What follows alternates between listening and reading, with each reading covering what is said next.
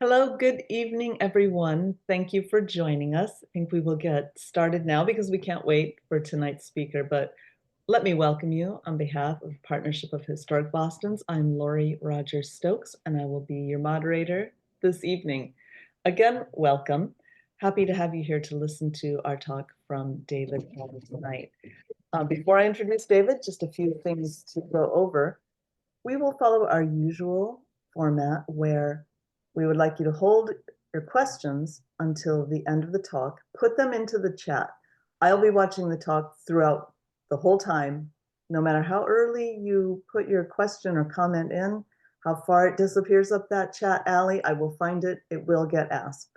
So put your questions and comments into the chat and we will take them after David's finished. I will relay those questions to him for him to answer. And as always, wherever you are right now, you are on Indigenous land, and that calls us to fulfill all sorts of obligations to tell truths about our history here in this place. And that's where we are tonight.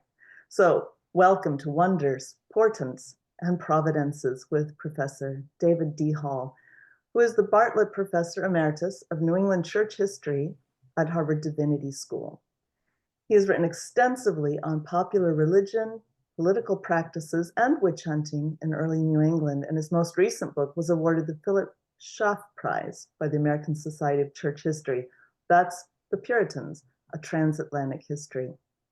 His 1989 book, Worlds of Wonder, Days of Judgment, is what we'll be looking into that content tonight. It explores religious belief in early New England, and has been rightly and widely described as brilliant and a model of historical analysis. And we will get a taste of that book from his talk tonight, as he describes for us how sophisticated thinking existed alongside the inherited attitudes and assumptions of ordinary people in their day-to-day attempts to grapple with the mysteries of the world in 17th century New England. So with that, I'll turn things over to Professor Hall. Thank you. Thank you, Laurie. And thank all of you who are signed on for this talk. I can't see you, but I appreciate your being there. And I look forward very, very much to the questions and comments you might have. I have already had one comment came to me by email, namely that I had misdescribed the episode of the Mayflower coming over when someone fell off the boat. I'm going to come back to that story in a moment, but I want to just say thank you to that person for catching me in my hope only moment of casualness with historical record. So tonight we're going to go back to the 17th century in a certain specific way into what we might call the mental world of people of the 17th century, not the world of how am I saved, or the mental world of what am I leaving in terms of the corrupt Church of England, or all the many other aspects of the thinking that motivated people to come here and to act here. We're going to consider a way of thinking about a theological doctrine and then complicate that theological doctrine in certain specific ways. So it's really a talk in three parts. First, about providence, divine providence, and I'll explain what that's about. I said I was going to, somebody to die, I was going to talk about providence. Oh, the city, you're going to talk about the city. No, it's a part of the divine economy, providence. And then I want to talk about the popular side of things, and portents, prodigies, wonders, a whole vast area that really should be known as folklore, but it was very meaningful to the colonists. And then I want to just say at the very end, just a brief word about what happened to all this lore. We still have the doctrine of providence with us in some respects, but most of that folklore has vanished and no longer of any direct pertinence. So let me start with providence. And we use the word luck. You know, have you won the lottery? Did you make it through the traffic at Starro Drive? Did you do this, that, whatever? Has it been a lucky day, bad luck day? Or we use the word accidents. Things are accidental. You bump into something, it's an accident. Well, the colonists didn't have those words. They didn't have the word luck, or if they heard the word luck, they thought it was a doctrinally mistaken word, not to be used. So they didn't like dice, throwing dice, because that was luck. Instead, they had a very strong view of divine sovereignty. God rules over the earth. That was very important to these Protestants because it was a way of contradicting the way Catholics interpreted the world. Providence is how God rules the world, and he doesn't rule it in some abstract way. Each one of us, each one of us is is under the guise, under the protection, connected to divine providence. And there's a famous saying, his eye is on the sparrow. It's from Jesus says that in Matthew. It was made into a spiritual song. His eye is on the sparrow. Ethel Waters used to sing it. His eye is on the sparrow. I know, exactly where the sparrow is doing. That's divine providence in the 17th century.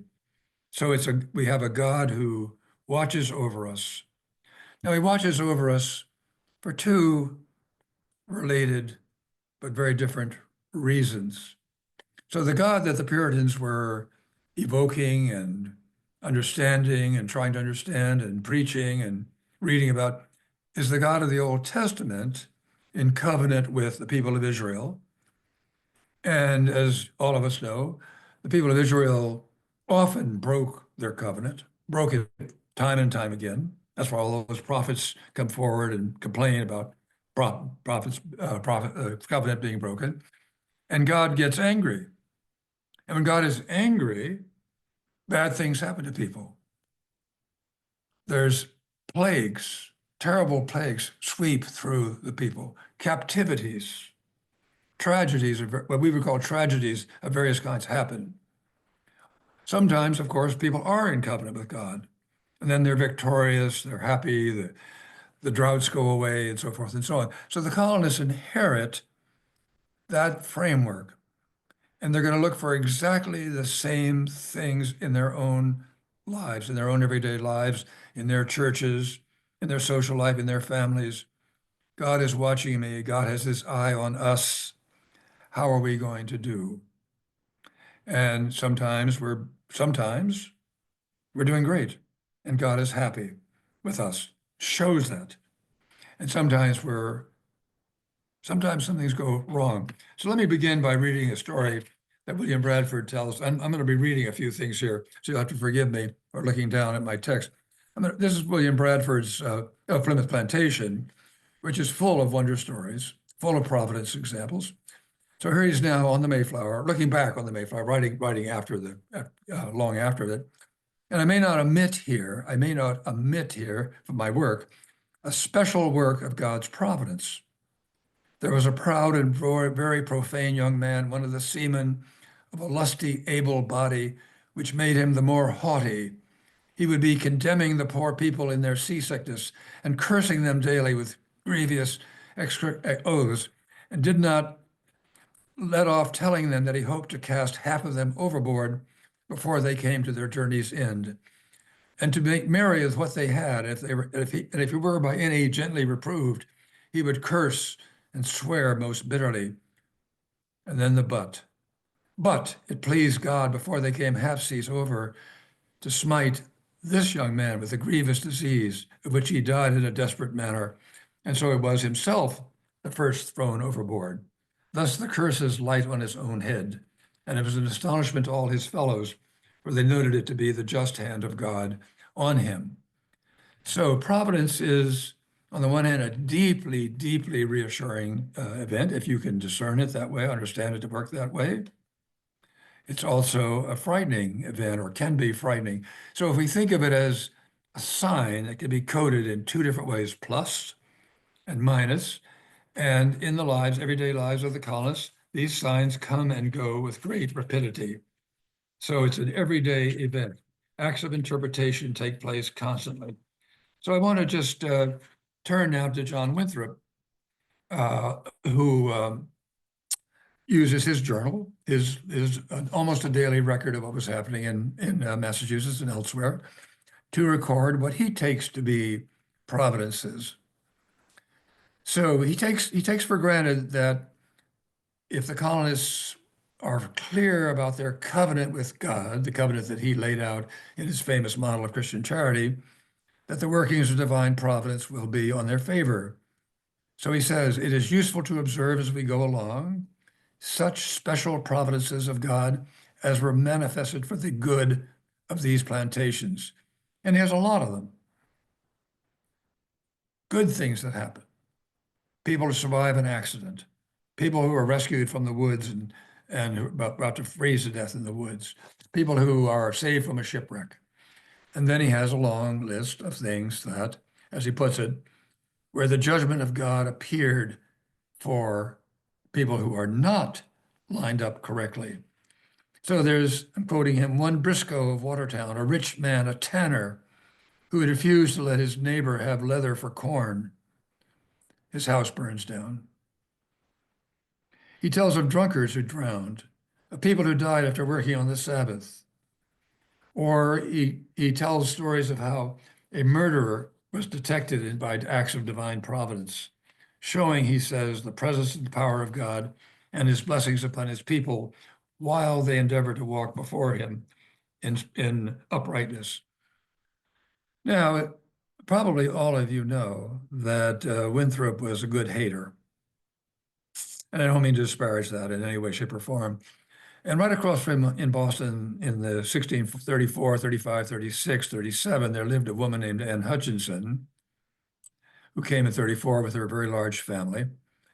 And she was very spiritually gifted. She was a counselor. She became a counselor to many, many women in the town and elsewhere. Had the sessions at her home where she went over the sermons that had been preached the week before. And she really had a very strong role as a spiritual counselor. And her minister, John Cotton, thought this was terrific. She was giving just great advice. Well, it turned out that she also had some ideas that upset the great majority of the ministers. For one thing, she was saying to them that they were preaching bad doctrine. They were legal ministers, not ministers preaching grace. This upset them tremendously. And then she said they were really unlawful ministers, and that upset them too. So she was summoned before the general court. The ministers were there and questioned, and probably you all know this, that for 2 days a complete record of this survives miraculously. For 2 days she held her own. She answered every question. She deferred every question. She justified herself, citing biblical passages that were straightforward biblical passages. And then all of a sudden, she began to testify about her own spiritual history.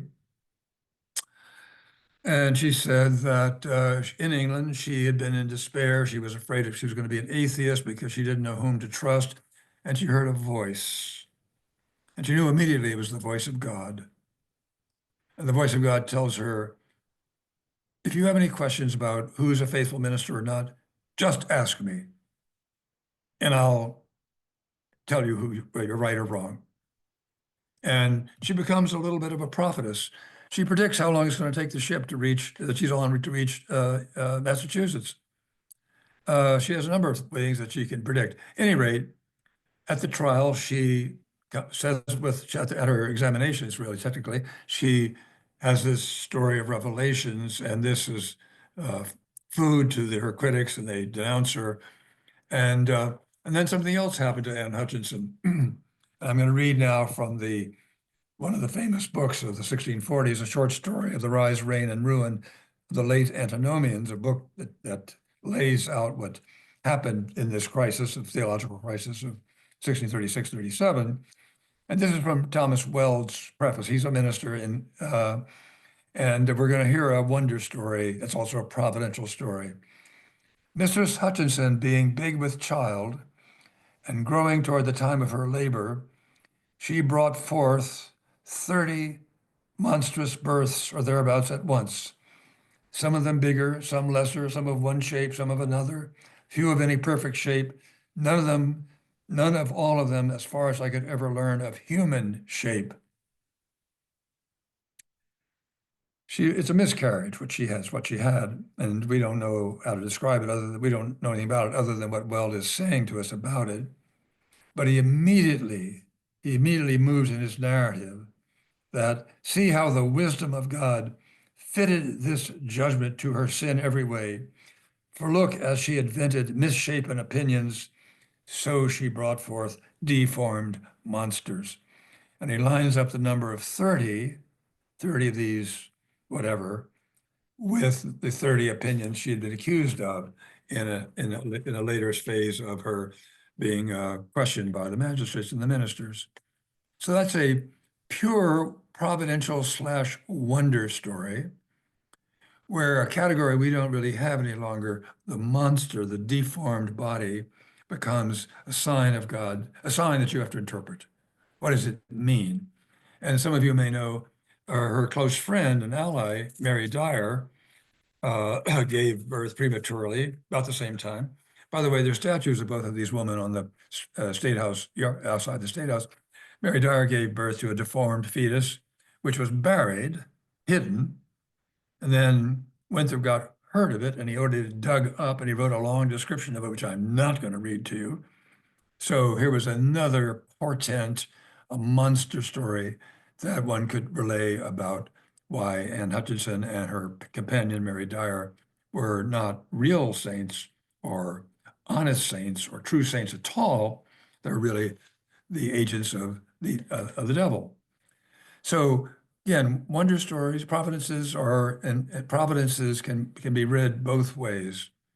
Good, thank God all the ships. Winthrop was very happy that every ship but one, the Angel Gabriel, which I'm speaking from Maine, about 5 miles from where the Angel Gabriel sank in 1635. All the ships made it but one.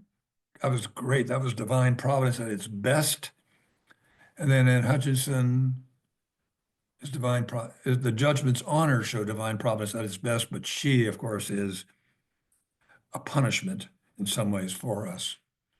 So we go from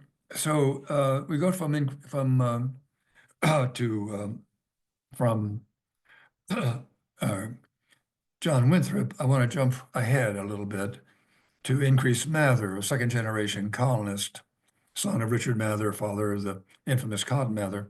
That's a joke, not really infamous, but sort of infamous. And Increase Mather was also deeply, deeply interested in divine providence. And people said, well, we should make a collection of, collection, let's get a collection together of these. It's a great idea, great idea.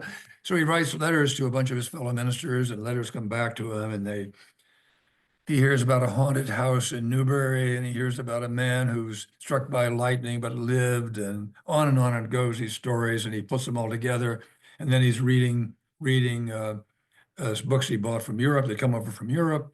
There was a huge collection of wonder stories called A Theater of Divine Judgments, a huge collection of these things that everybody could own. He owns.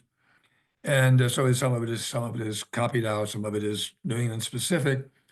And so some of them are stories that, straightforward wonder stories. Somebody saved from a battle, somebody this, that, sickness, this and that.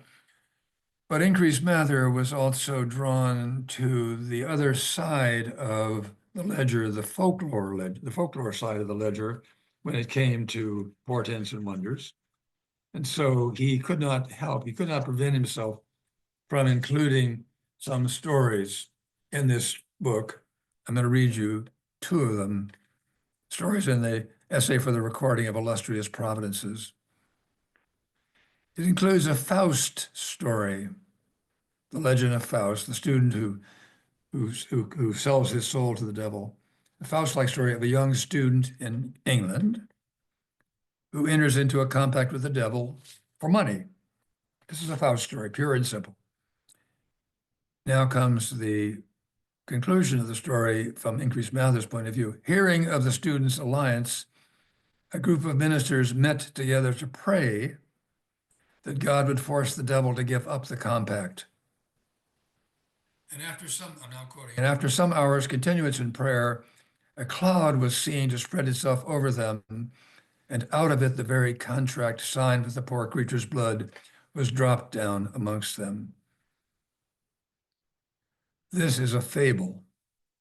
This is folklore. Here's another example. Even Mather is willing to call this a strange passage. So he tells the story of a man who was suspected of stealing sheep. Quote, the chief pleaded his innocence and wished that if he had stolen the sheep, God would cause the horns of the sheep to grow upon him. The man was seen within these few days by a minister of great reputation for piety, who saith that the man has a horn growing out of one corner of his mouth, just like that of a sheep, from which he hath cut 17 inches, and is forced to keep it tied by a string to his ear to prevent its growing up to his eye. This is the Pinocchio story. It's a medieval legend, actually, and then a Pinocchio story. Now, Increase Mather was better than this, sort of. So when King Philip's War broke out in 1675, he was very, very struck by this war and tragedies it was causing. And early on, of course, as you probably know, some of you, the colonists were not doing so well. The untrained militia soldiers were being ambushed, and the Indians were sort of gaining the upper hand. And Increase Mather preached a series of sermons, very, very passionate, very, very forceful sermons. And he said, all right, we're in a situation of divine providence where the reason for these defeats is clear to me. And I'm prophesying to you about the reason for these defeats. It's that we have not reformed. And he names a whole list of things that have gone wrong. Ministers are not being paid enough. People are not coming to church services as regularly. Some families are not baptizing. It's on and on and on it goes. Put this list together yourself. And he says this again and again, and then he publishes a history of the war, in which he documents that only when a fast day was finally called by the government, which the government was resisting doing, did the tide of war turn and the colonists begin to win. So it's a story of bad people not repenting and God punishing them, and then of people repenting and God rewarding them with victory. It's interesting that he had an older minister, William Hubbard, who thought this was hooey. This was not hooey. This was hooey. And he wrote a competing history of King Philip's War in which he left out all the stuff about providence and fasting and decay and so forth and so on. So again, providence is something that can be taught in a couple of different ways. And alongside it, there exists this extraordinary folklore of portents and wonders and so forth and so on. I didn't tell you one of the wonders I meant to tell a few minutes ago, and that is that if you had a corpse and you didn't know where the murderer was, what the method was, the folklore was, have the suspected person walk around the corpse and see if the corpse bleeds. Then you have proof that this person is guilty. There's no record of this actually working in New England, and it may only have been tried a very few times, but it's an example of these signs, and this interpretive process that unfolds around providence and about wonders, and the politics that unfolds about them both. Now, there's another way in which to look at providence, which is more heartening. I hope it's heartening.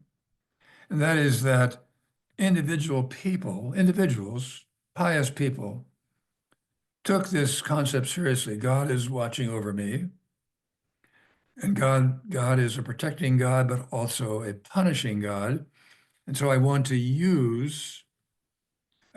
benefit from the signs that I am being sent to understand where I stand with God. Have I been acting correctly, or do I need to repent? Am I a good Christian, or a halfway Christian who needs to, as it were, reform? And diary after diary is full of this.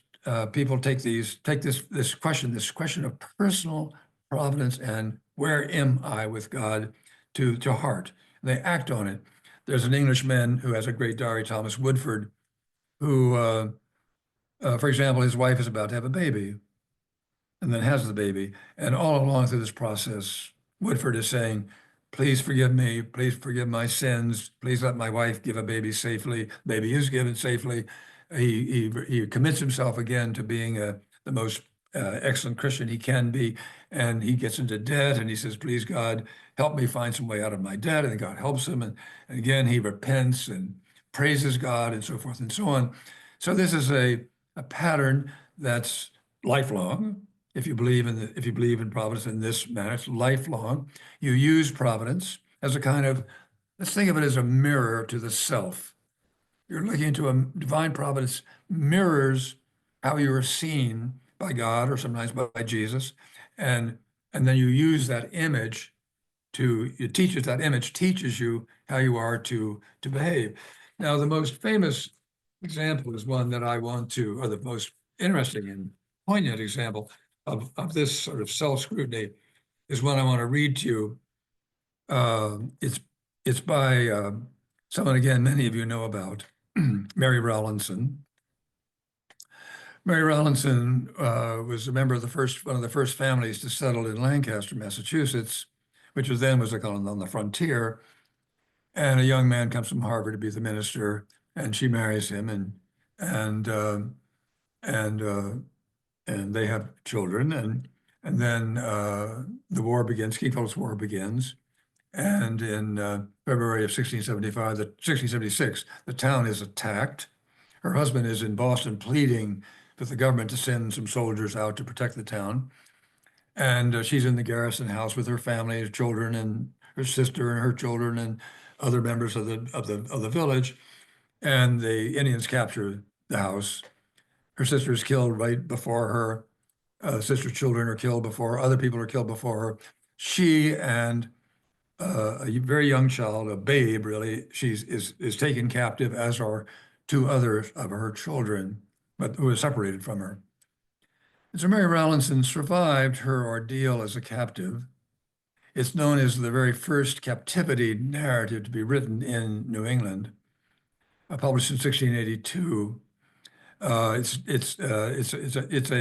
It's framed as a celebration of the sovereignty of God, the goodness and sovereignty of God. That's the title of the book. So, having come back from this ordeal, she understands that the shape of her life during this period of time was thanks to divine providence. She made it home again, as did two of her children. The baby died. So here's how the last two paragraphs of her book, her captivity narrative, are this way, quite striking. I can remember the time when I used to sleep quietly without workings in my thoughts whole nights together. But now it is otherwise with me, when all are fast about me and no eye open, but his who ever waketh. My thoughts are upon things past, upon the awful dispositions of the Lord toward us, upon his wonderful power and might in carrying of us through so many difficulties. In returning us in safety, I remember how I lay among thousands of enemies and nothing but death before me.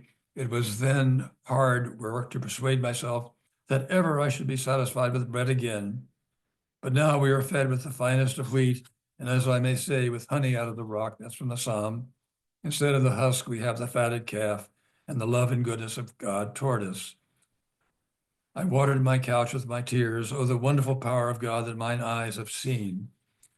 And then she concludes with a more explicit description of her life before the captivity.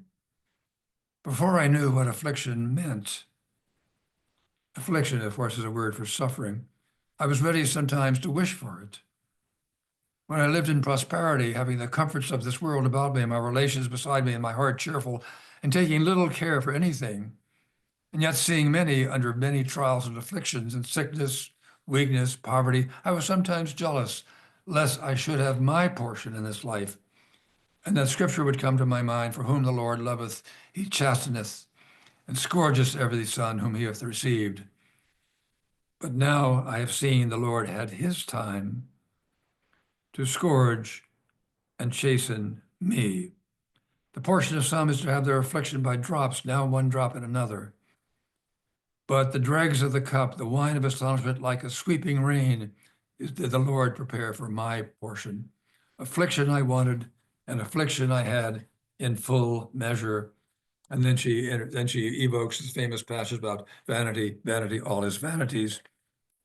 And in passing, she says, I mentioned that she kept falling asleep in church, listening to her husband preach.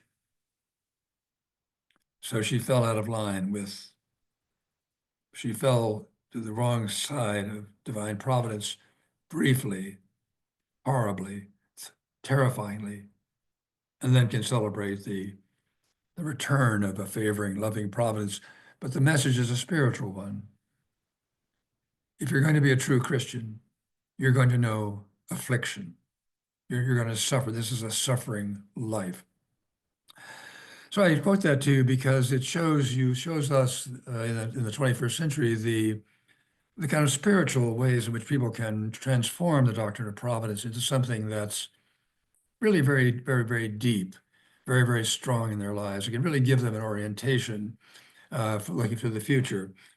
Now I want to turn to another person who was a great collector of portent stories, and that's Samuel Sewall, who kept a fantastic diary. And Samuel Sewall was a merchant in Boston, a very prominent merchant. Uh, Decided not to be a minister, but was pious, kept a fantastic diary, had a big family, lived into the 18th century. We know him because he's the only judge in the witchcraft trials who later on repented, by the way, repented right after the death of one of his children, that he had ever been in part to that process, that unfair process, that terribly unfair process of 1692. So we went through, so Sewall keeps tracks of all kinds of things. Sounds. He's very alert to sounds. And we know from other portent stories that mysterious sounds, hearing a trumpet, you think it's a trumpet blaring, but you don't know where it's coming from. And he hears these sounds, and the trumpet interests him because he thinks that when Christ returns in judgment, the trumpets are going to be sounding. Maybe this is a sign the judgment's about to turn up. Or he bends over the cradle of one of his sons, and he hears this little kid say, "The French are coming." This is the time when England is at war with Louis XIV, and they're, of course, Catholics, and the idea that Catholics in Canada will come down and, kill and whatever. A voice, French are coming. How could this little kid know this? But it's got to be a portent, and it scares the heck out of him. He runs out, the French coming? Oh, the French coming. And then weather, he's a tremendously alert to weather. He loves rainbows because of how rainbows are described in the Bible as favorable signs to the people in Israel. But storms, man, the storms are tough to deal with, and quarrels and contests, and then every sudden death, somebody slides off a horse and dies. And this is a terrible sign. And of course, he wonders about himself because, will he have had time to repent if sudden death happens? On and on it goes. It's the whole entire diary is a huge collection of portent stories. There's one that's too long for me to tell, but a cow gets loose downstairs, and there's a shouting and screaming, and he's somewhere else in the house, and he thinks it's the second judgment. His only framework for understanding disruptive, loud, unintelligible sounds is to think that the second judgment is on its way. And of course, just to remind all of you who are literate here in the 17th century, Michael Wigglesworth had wrote the most famous poem in New England in the 17th century, The Day of Doom, which has all the sound effects of the coming of Christ in judgment. Very scary poem. People read it again and again, memorized it for decades. There's another story, by the way, about children speaking. I promised you there would be some stories of that kind. And this was one, it has a special appeal to me because it was said by a professor at Harvard to his class um, let me just find it here. Uh, um, uh, uh, the Edward Taylor, who's a graduate student, is a student at Harvard in the early 1660s, late 1660s, later on to become a minister and a poet, records a story told by President Chauncey. And Chauncey tells the story this, that a nurse, he's heard this story secondhand from a nurse, probably sent over from England, who is bending over a cradle. And the little child says, "It is a hard world." And the nurse says, "You don't know anything about that. How can you say it's a hard world?" And the little child says, "It's a hard world, and you will find this out." Now, really gets me that a president of Harvard would spend time in a classroom telling this kind of story. And obviously, it impacted Edward Taylor because he wrote it down in his journal, word for word, practically, the story of a portent. These were portents. The child who speaks, the cow that makes this noise that you can't understand, or the trumpet that you think you hear out in the woods, or there's so many other signs. It's really, you might want to say that people like Sewell or Increase Mather are drowning in signs. Life is a process of interpretation, how to interpret these signs. And on it goes spiritually and institutionally, political, deeply political, and used by all kinds of people. I haven't even begun to exhaust the many ways in which it was political. So let me just pose a question for you, two questions for you, or for myself. Where does all this folklore come from?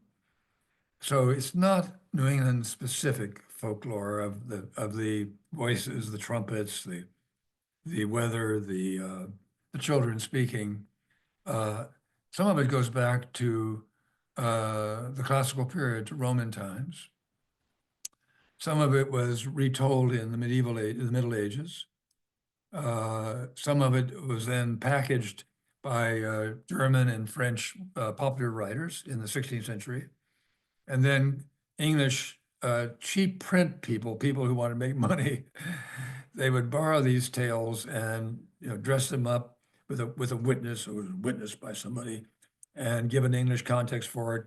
A dragon in Wessex. Never been a dragon in Wessex, but you could tell the story. Or again, the famous one of the drummer in Tidworth, the mysterious drummer marching through the streets. This caught Defoe's attention. Much later in life. Uh, this is a very, very, very old folklore, and it's interspersed with, of course, stories about the devil. And we shouldn't forget that there's a whole other repertoire of wonder stories associated with what the devil can do. The devil can do all kinds of tricks that he can play. And technically, he's under the control of God, but he also has a certain autonomy.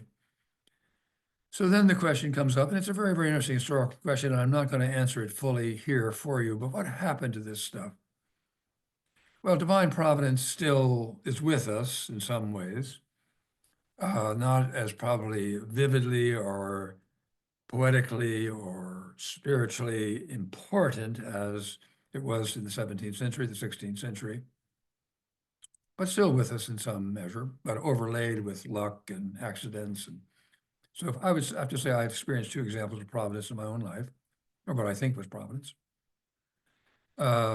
Nothing big, but I married somebody because of divine providence. Um, then but a lot of this stuff, this folklore, didn't match up with what became the scientific revolution, where there were regularities to nature. Newton and a whole series of other people, regularities and begin to unfold. The natural world is controlled by a series of laws, the assumption we inherit today to the nth degree. Earthquakes have, sources, lightning has a source that's understandable. Comets which were regarded in the 1650s as warnings, portents. Once Edmund Halley discovered that there was a regularity to the comet that bears his name, that whole lore collapsed. And then I have to say here that it's very, very important for everyone here listening to understand that the witch lore, the lore of witchcraft, was tottering, was not in, it was in disrepute after the 1660s in Europe. The great witch hunts in Germany came to a close. The great witch hunts in Scotland came to a close. Witch hunts in England came to a close. Uh, and even in Massachusetts and Connecticut, uh, magistrates were refusing to have people executed because the evidence did not seem convincing. And then we have Salem out of nowhere coming to be the great distortion in the record of witch hunting in New England. But witch hunting collapses. And by 1715, you have people mocking the witch lore, witch half-girl lore, mocking providences, writing jokes about providential happenings. Uh, so that's a quick sketch of you here. We go back to this. I have to say, I find it extremely interesting. I love this mental world of these people, or better or for worse, for all of its crudities, its making up, and then of course you get the Mary Rollinsons, who are so deeply spiritual, turn it in a spiritual direction, and the increased Mathers who politicize it like crazy. That's not so great. Anyway, there it is for you. It's a world we've lost, but a world I hope I've recovered for you here this evening. Thank you very much. Thank you so much, David. Wow, there's so much to get into, and questions are piling into the chat, so we're just going to get right into it. And we'll go in order. Our first question is, can you talk a little bit about ghost beliefs in 17th century New England, and whether the Puritans believed in ghosts as we understand them and how they fit into their religious worldview? The answer is that ghosts are a very, very minor, tiny part. I mean, think of Hamlet and a ghost, and we don't have that in the folklore. It's there probably somewhere, but we don't. It's not. It does not play a significant role in the folklore that I'm talking about in New England at all. So ghosts are there are ghostly things that happen. I mean, perhaps the most ghostly is shape-shifting animals. I should have mentioned that earlier. So in the witch hunting stories, someone will be riding along on their horse, and suddenly a cat jumps up on the pommel and then jumps down, and it turns out to be a black dog. Shape-shifting animals are a very, very alive category in 17th century New England, but not ghosts per se, for better or for worse. A quick follow-up. Do you have any idea of why not? It seems like a pretty I common. don't. I don't. They're not a biblical thing. You know, ghosts are not really strongly biblical. Uh, but I'm not enough of a folklorist to know just where and how ghost lore um merged and declines or is here, there, and not someplace. Sorry about that.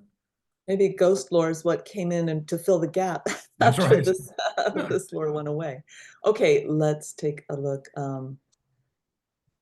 How did these people reconcile divine providence with free will or choice? I'll read the question. If the decision by God is already made, why would human actions affect it? For example, in Mary Rowlandson's captivity story, one of her children lives, so God's will was that she was good. The providence is good for her, but the one who died, that seems like God's eye was on her and it was not happy. So how do you resolve when you have mixed messages from the providences that you receive? Yeah, the it's a terrific question because both in Mary Rowlandson and John Woodford's diary and in Sewell's diary, plenty of bad things happen. A lot of children died, miscarriages, illnesses, accidents, all sorts of things happen. So uh, there's a mechanism. I'm going to call it the this is and this I make this up on the spot, but I think it makes sense. There's a mechanism we might call it the rule of sufficiency. In other words, there's an excess of signs. There are too many signs. So you can't make sense of all of them. There's no way you can make sense of all of the signs that you're getting. And the the human instinct for the colonists is to tilt toward the favorable side. That's what you want to tilt toward. You don't want to be going around feeling I'm afflicted, I'm afflicted, I'm afflicted, I'm afflicted. You want to do that at certain moments, but it's measured out. You want to be measured or restrained in that. So there's no real reconciliation except a kind of, now that I think about, kind of a bizarre common sense about it. Just for example, losing children. Everybody knows you're going to lose a child. If you have 8 children, you're going to lose 1 or 2 of them. Disease, miscarriages, whatever. Everyone knows that. I mean, you're just grateful that 6 of them survived, grew to health. So there are lots of things that people just take as that's the way life is. And that's the way we respond very often. That's how life is. So they have a kind of, some kind of, not a calculus in any mechanical sense, but an emotional calculus that that that makes it more evens out in certain ways. And then they also have the category of mystery. We don't know. We just don't know what it is, what the mind sign seems. It's uncertain what the sign seems. And we're not gonna try to, go too far to try to make a sense of the sign. Just let it be. Uh, but the person who asked that question is really asking a bigger question, a deeper question, and that's about free will and divine sovereignty, and uh, which is and so the answer to that is twofold. One, God is sovereign. Secondly, God created humans not as stones. They're not stones. They're created with free will and agency.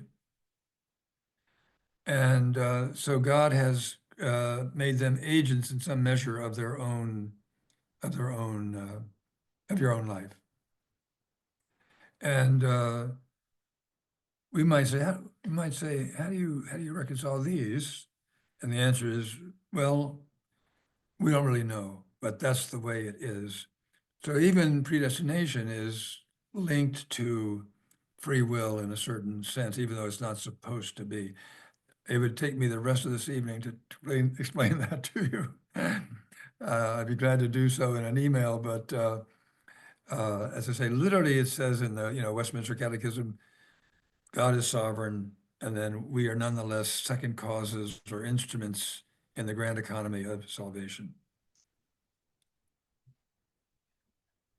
As we said at the start, there's some very big and very deeply thought out ideas behind what we would just maybe today call folklore, as you say.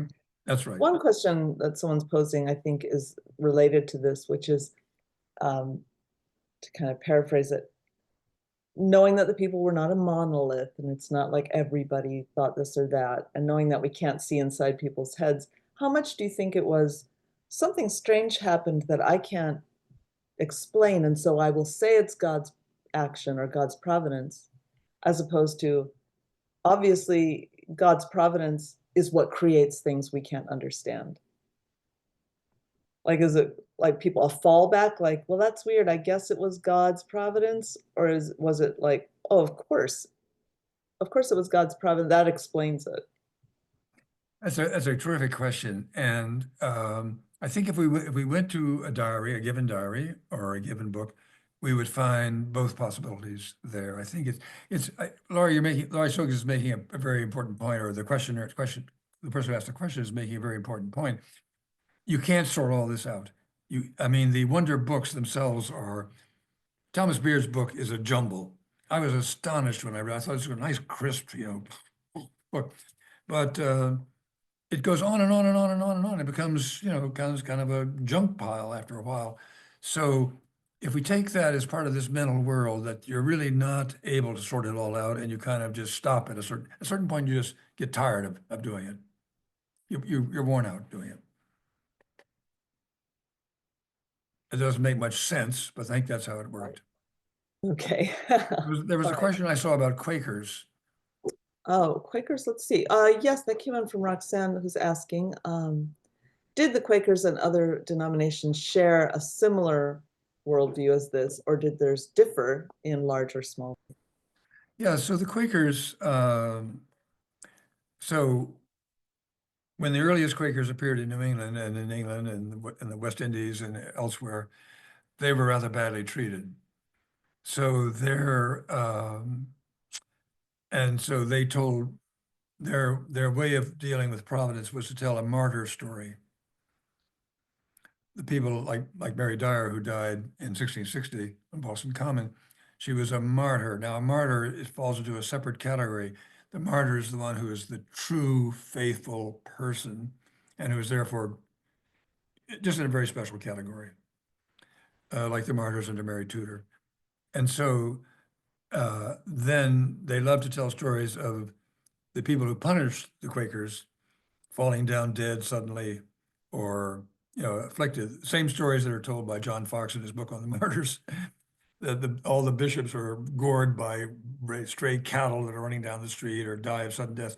So in this very particular worldview, where Quakers are willing to die for their faith, they really are willing to become martyrs, some of them.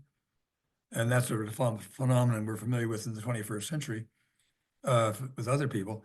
Um, the the the wonder tradition is appropriated in a very special shape, namely, we are the martyrs, and you are the persecutors who are going to be damned. It's exactly like the curse Anne Hutchinson pronounced at the end of her revelation. I think I left that out. She pronounced the holy curse on Winthrop and everybody else there in the room, and you can damn bet they trembled. You can just bet that they, oh my God, we've just heard the holy curse. The holy curse is you're going to be damned, and I'm going to be this one who's going to heaven. So the Quakers, they were not as much into all the folklore as the people I've been talking about were, but they definitely had divine providence and appropriate and the politics of divine providence at their fingertips. And just everyone listening, I'm jumping around a little in the chat, but I will get to everyone. So if I've skipped over you for now, I'm coming. I'm looking at a question right now in particular. Someone asking, is there evidence of follow-up regarding particularly important wonders? Like, in other words, once an interpretation is made, was there a debriefing of sorts that took place to determine the accuracy of this interpretation?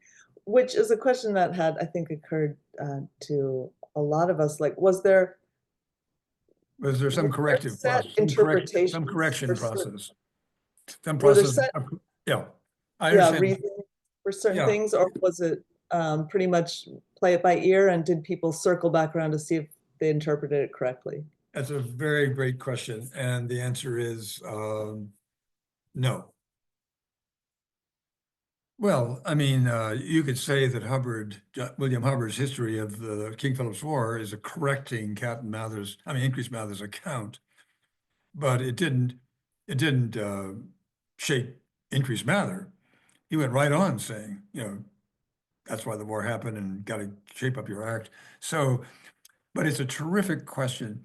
The only place I can think of where correction occurs is in the witch hunting lore. So, for example, the witch teat disappears. Do you know what the witch teat is? This thing on a woman's body that's being sucked at by the imps, the devil's imps, and nobody can find the darn thing. I mean, they look around and maybe this is it, maybe that's it, and it disappears because they can't actually locate the witch's teat. It's not in the Salem lore at all. It's earlier, much earlier in Massachusetts, but after that it goes away. So we do have occasionally things that are, as you say, Laurie, or as the questioner is asking, uh, discontinued or drop out of the repertoire because of, and comments, by the way. Increase Mather writes a book on comments, and about 2 years later he reads Edmund Haley, and he says, "Okay, goodbye comments. Not going to talk about them anymore." So there is a corrective process underway, but very intermittent. And um, if the person who asked that question is really interested in that process, the best way to go is with the witch lore and how it was challenged. It was being challenged. It wasn't. It was folk tales. Not. I mean, they didn't have the term folk tale, but it was old woman's wisdom, and forget about it. Just don't take it seriously. One follow-on to that is, if I experienced something as an individual, like I Hmm. thought I heard or saw something odd, how much would that be personal to me? Like, did other people have the right to interpret it for me, or was that totally up to me? How much Yeah, would other people maybe get that's involved? a very, very good question too, because we don't know how much Rawlinson exposed herself to a reading audience, but I mean, she didn't get letters from her readers. I mean, that was not the way it worked in those days, so she didn't have much reader response to her book. Uh, and when you see Sewell is pretty much writing for himself. Winthrop seems to be pretty much writing for himself, although we know that a few people he shared the journal with a few people at the time.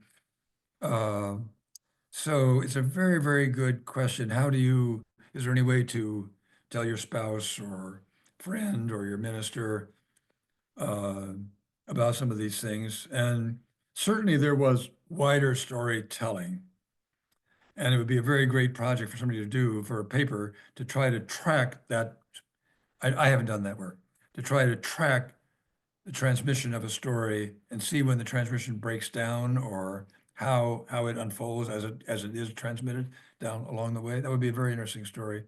Actually, the Newberry witch hunt case would be a great story, a great starting point where these haunted house and then all kinds of people come and ponder, is it a haunted house or is it not a haunted house? It'd be a very interesting case to look at. The documents are all easily available. A questioner follows up on your comments about writing about the comets Hmm. and says you've mentioned Isaac Newton and others, John Winthrop Jr. and I think Increase Mather belonged to the Royal Society.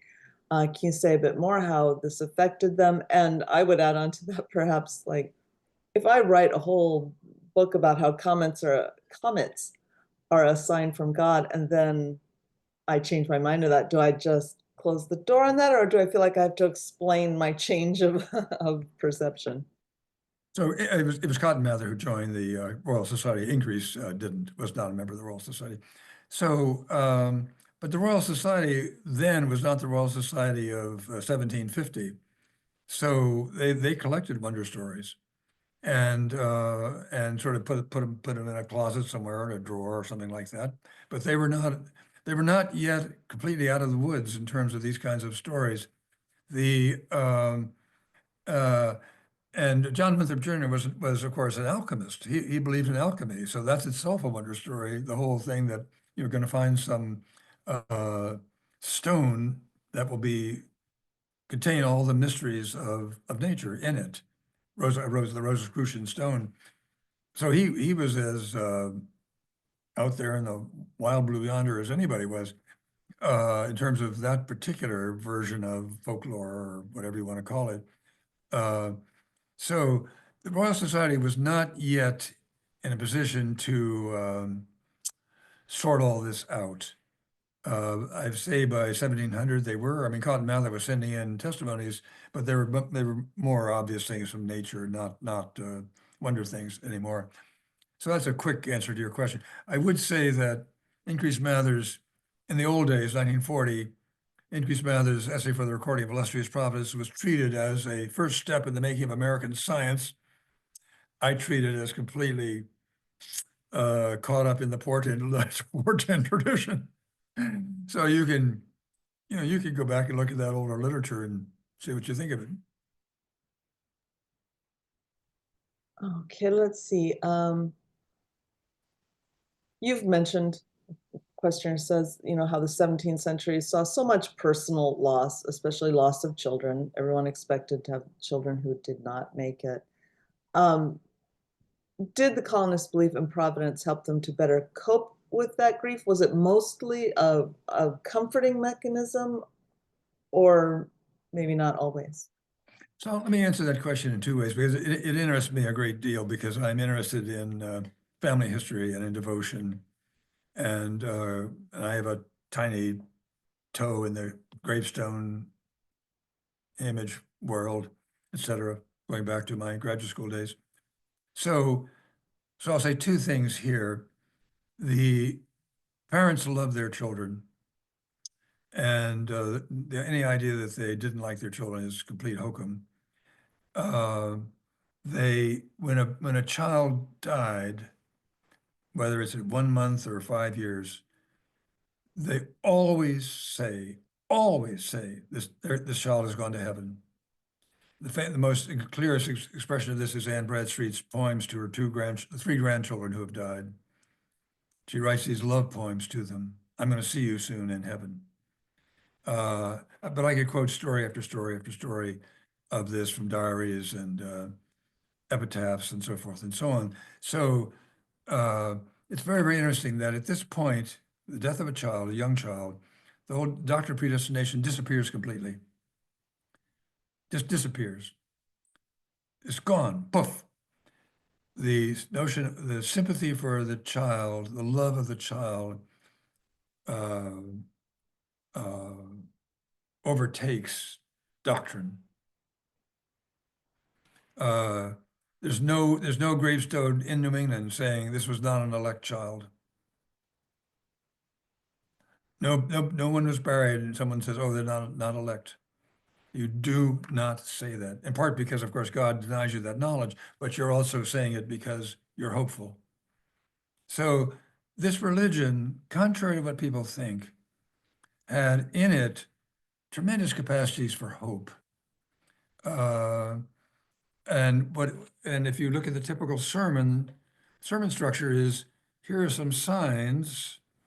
Are you coming to church on Sundays? Are you being good to your neighbors? Are you um, very, very social signs, internal signs, all kinds of signs, and you can pretty well position yourself.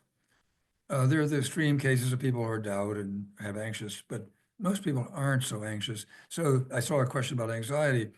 It's I'd have to say right now the level of anxiety in American society is 10 times what it was in once they got through the starving period of the first 15 years here and they knew they were going to make it, they could produce enough food to keep not starve pilgrims, colonists.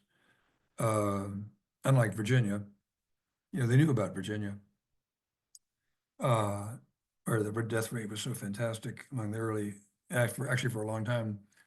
The length of mortality in Virginia was half what it was in Massachusetts in the 17th century.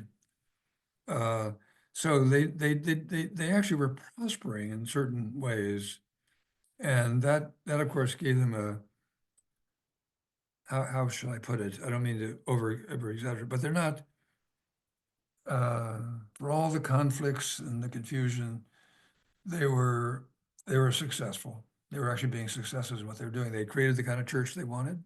They had the kind of ministers they wanted. They had the kind of Sundays they wanted. They had and took them a while to get the kind of baptisms they wanted. Laurie knows that story because at the beginning they were very parsimonious about baptism, and then later on they woke up to the fact that baptism was a good thing. Infant baptism was a good thing.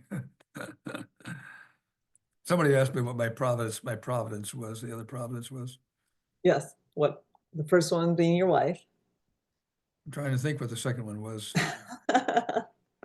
Yeah, no, I Yes, actually these heard, I heard, I heard a voice. I was going to marry a woman who I had only met once, and I did marry her. Uh, uh, what was the other providence? I guess I was going to a church. I'd not been going to church for ages, and I was passing by this church one day, and a wind blew me into the church, like that, into the church. we'll interpret that as we will. Yes, That you were interpret it as you will. so good that you needed to be in there, or not so good. Yeah, well, And I think you have addressed that question about, how dangerous was it really? I think what you're saying, it wasn't just to cope with hardship or fear that people thought they saw God's hand in everything. How often did yeah, people yeah, die by things nor, as being I run mean, over by cattle? I think it was mostly carts, a lot of yeah. cart deaths. Yeah, but you know better than I do, as well as I do, that the Native Americans were scary as heck. And when they went on the warpath, they were very frightening. I mean, that's where you have real fear in 75, 76, and beyond that, when the French were sending down Indians, the Abenaki coming down to attack in Maine. Here in Maine, where I was, it was slaughter, slaughter, slaughter, slaughter, slaughter on both sides for a long time. So. Uh, uh, can I just say that there is a French historian whose name will come back to me here in a moment, who has argued that fear is a fundamental aspect of early modern culture. And he's not limited to Protestants. It's about Europe, really, basically. That fear was built into the system. And I don't, uh,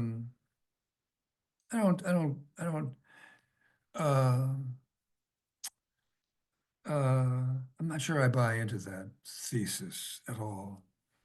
Uh, but anyway, I will say that you can find scholarship, good scholarship, that will argue for a kind of underlying sense of things. But that's not how I read it.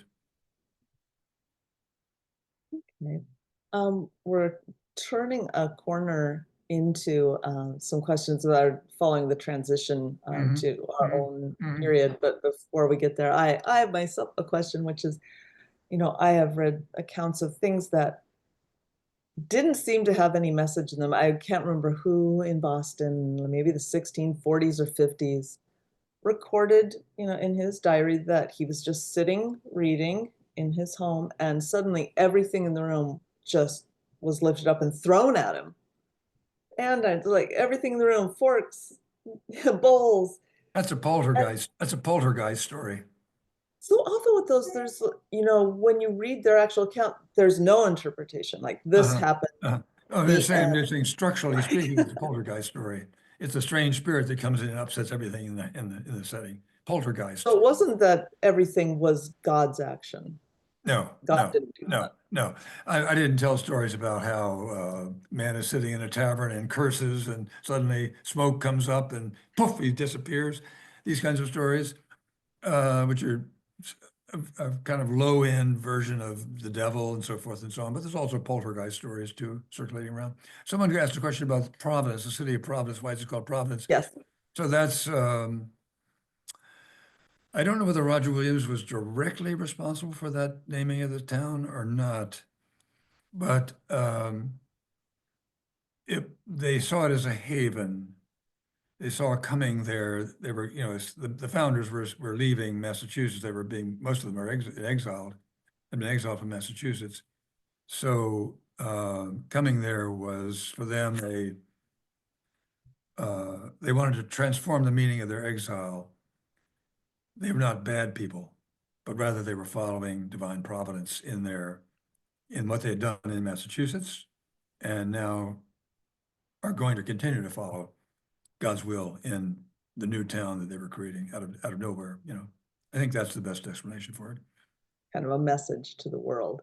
Yes, message to the world. Exactly. Now we'll do some of these transition questions. And I think, if we say that, well, people at that time might say everything in my house got thrown at me, but it didn't mean that they weren't logical, rational people who also live logical lives. So when somebody Absolutely. says, would you say the greatest difference between people then and people now is that we just don't interpret events today in light of forces outside of ourselves, like supernatural forces, though some do.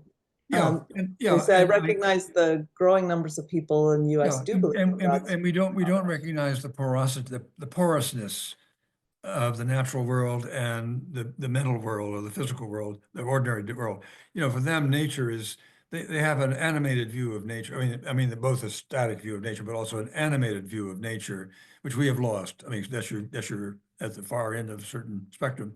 So there's a tremendous porosity in their view of all these things flowing in and out of each other. That's what we don't have. We don't have that same. We have a much more acute sense of the secular, the religious, the economic, and you know the home, and I mean all these things are.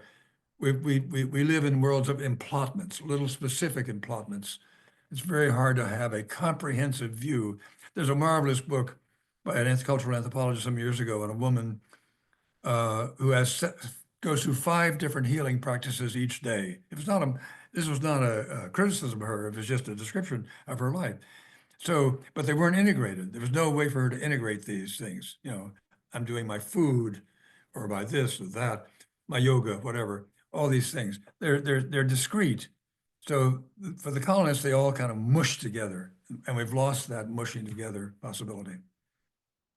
And when we lose that, to get the person's follow-up here, what is it that we lose when we have this rigid divide now between the real and the not real, and the rational and the irrational? Well, it's a very, this gives me the opportunity to read Emerson. This is the epigraph to my Worlds of Wonder. 1839, Emerson in his journal. Now so bad we are that the world is stripped of love and of terror. Here came the other night an aurora borealis, so wonderful, a curtain of red and blue and silver glory, that in any other age or nation it would have moved the awe and wonder of men and mingled with the profoundest sentiments of religion and love, and we all saw it with cold arithmetical eye. We knew how many colors shone, how many degrees it extended, how many hours it lasted, and of this heavenly flower we beheld nothing more, a primrose by the brim of the river of time. Shall we not wish back again the seven whistlers, the flying Dutchman, the lucky and unlucky days, and the terrors of the day of doom? So, uh, we live in a disenchanted world. There's no question about it. I mean, advertisers, we live in a world of false enchantments. Advertisers try to enchant us with their products. This will make you better, beautiful, healthy, witch, why, whatever. We all know this. This advertising appropriated the kind of basic thesis of wonders and then to manipulate us, but only to manipulate. And we know we're being manipulated. The great thing about the Law of Wonders is that we didn't know it wasn't manipulative, except when, it was just out there, folklore out there, open to anybody, like free access. Laurie, it's going to be 8:13 here. I don't want to exhaust the audience that's listening here. I think people are still around to go, but we will take one more question, the last one that just came in.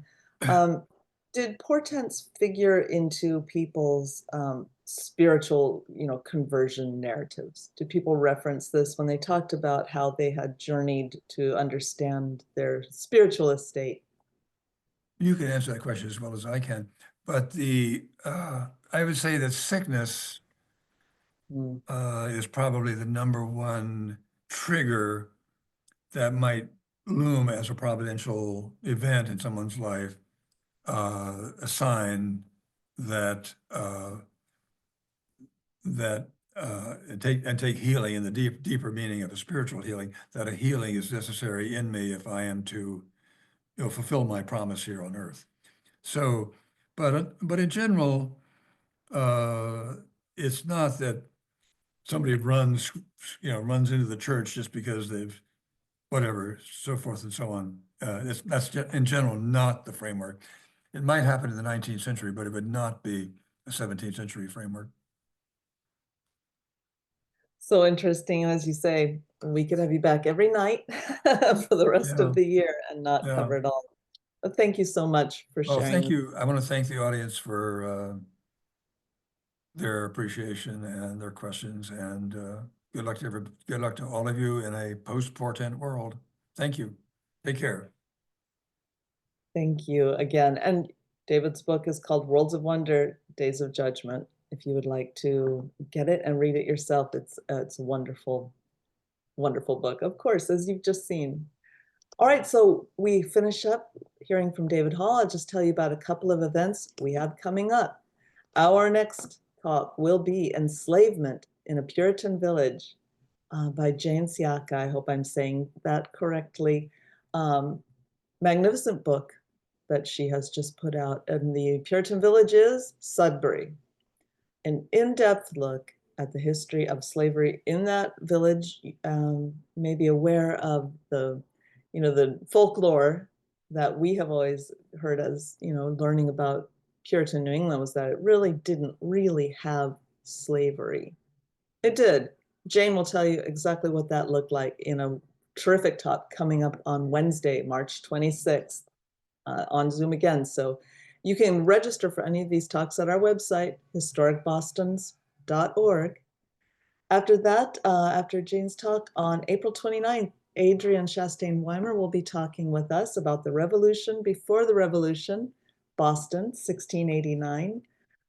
There's not a straight line from Puritans to the Revolution, but boy, there's a connection that the Revolutionary era were very aware of. And Adrian will be talking about how petitions filed by people in the Massachusetts Bay Colony in the 1700s demanding representative government and rejecting arbitrary rule helped create a foundation for what would happen in the 18th century. And finally, Frank Bremer will be joining us on Thursday, May 22nd, to talk about a tradition of resistance, the Puritan prequel. He asks, why did John Adams sign himself John Winthrop when he wrote saying there should be a revolution? The drive for self-government and representative government is strong in this region going back into the 17th century, as people in the 18th century knew, but we may be losing track of. So these are the talks that are coming up next. Again, you go to historicbostons.org. That's our website. You can see it all there. And you can scan this URL, not URL, this Q code right here, QR code, if you would like to donate to the partnership. Thank you once again for joining us. It was wonderful to have you all here. Go your way, and we'll see you again next time.